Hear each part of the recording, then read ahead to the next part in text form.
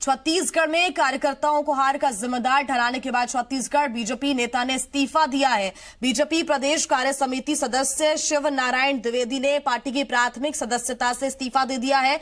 उन्होंने अपना इस्तीफा प्रदेश अध्यक्ष धर्मलाल कौशिक को सौंप दिया है। डॉक्टर शिव नारायण द्विवेदी झीरम नक्सली घटना के बाद कांग्रेस छोड़कर बीजेपी में शामिल हुए थे।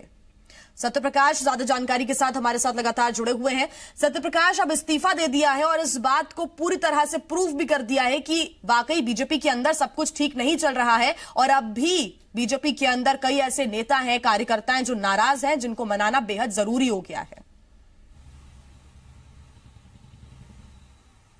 बिल्कुल, देखिए, शिव नारायण द्विवेदी ने अपना इस्तीफा बीजेपी प्रदेश अध्यक्ष को भेज दिया है और ये पहला इस्तीफा है। हालांकि बीजेपी के नेताओं का इस पे तर्क है कि शिव नारायण द्विवेदी पहले कांग्रेस में थे, फिर बीजेपी में आए और शायद वो कांग्रेस में जाना चाहते हैं, इसलिए उन्होंने अभी बीजेपी से इस्तीफा दिया है और कांग्रेस की सत्ता अब आ गई है तो हो सकता है वो कांग्रेस में चले जाए। लेकिन ये तर्क अपने आप में जो है वो इतनी मुफीद नहीं है कि इस पे लोग पूरी तरह से यकीन करें, क्योंकि ये बात साफ तौर पर कार्यकर्ता भी समझ रहे हैं, लोग भी समझ रहे हैं कि अभी जिस तरह के बयानबाजी वरिष्ठ नेताओं के बीच चल रही है वैसे में सब कुछ ठीक तो नहीं है। तो ऐसे में यह मानकर चला जाना चाहिए कि पहला इस्तीफा है। एक दूसरी वजह यह भी मानी जा रही है कि बीजेपी ने हार की समीक्षा करने या कार्यकर्ताओं की बातें सुनने में देर कर दी, ऐसा कई सारे कार्यकर्ताओं का ही कहना है। अगर विधानसभा चुनाव के ठीक बाद बैठकें होती, लगातार कार्यकर्ताओं की बातें सुनी जाती और 15 साल का जो सत्ता खत्म हुआ उसके बाद ये जाहिर सी बात होती है किसी भी पार्टी में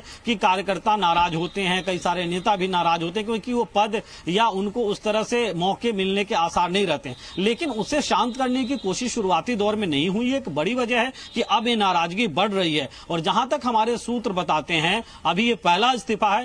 हो सकता है आने वाले दिनों में ये घमासान और बढ़े और कुछ इस्तीफे और सामने आ सकते हैं। बिल्कुल सत्यप्रकाश, बहुत धन्यवाद तमाम जानकारी के लिए।